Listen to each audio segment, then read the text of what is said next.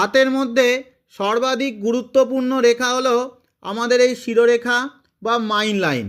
এই রেখা আমাদের চিন্তা শক্তি, মানসিক শক্তি, বুদ্ধিমাত্রার রেখা। শিরোরেখা ভালো থাকা জীবনে উন্নতির জন্য অন্যতম প্রধান শর্ত।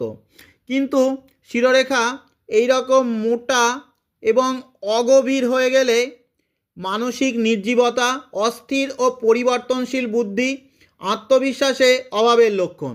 শিরোরেখাতে ব্রেক অর্থাৎ ফাঁক রয়েছে প্রায় 25-26 বছর বয়সে।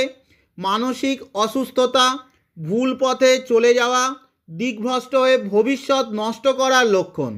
শিরোরেখাতে এত বড় একটি জব বা দ্বীপচিহ্ন রয়েছে ঠিক শনির পর্বতের নিচে।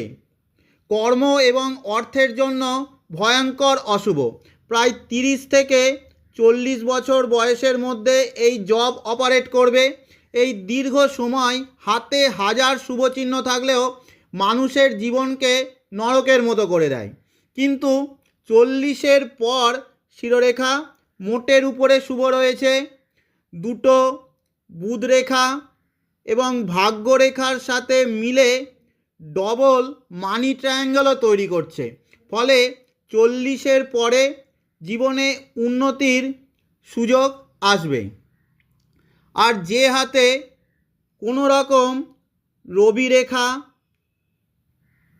না থাকে, একদম রবি রেখা যদি কোনো হাতে না থাকে, তাদের জীবনে লক্ষ্য বা ফোকাস স্থির না, সহজে কাজে সাফল্য, সুনামও আসতে চায় না, সেই জন্য জীবনে প্রতিষ্ঠা আসতেও দেরি হয়। তবে আয়ুরেখাতে প্রায় 45-এর কাছাকাছি একটি বড় ঊর্ধ্বমুখী রেখা রয়েছে। এই বয়সে জীবনে বড় কোনো প্রাপ্তি, আয় বৃদ্ধির লক্ষণ। আরও একটা পজিটিভ জিনিস হলো শনিতে লম্বা স্বতন্ত্র উলম্ব রেখা, যাকে স্থায়ী ধনরেখা বলে, তা রয়েছে। ফলে জীবনে অর্থকষ্ট থেকে অনেকাংশে এই রেখাটা বাঁচাবে, স্ট্রাগলের পরে আর্থিক স্থিরতা নিয়ে আসবে।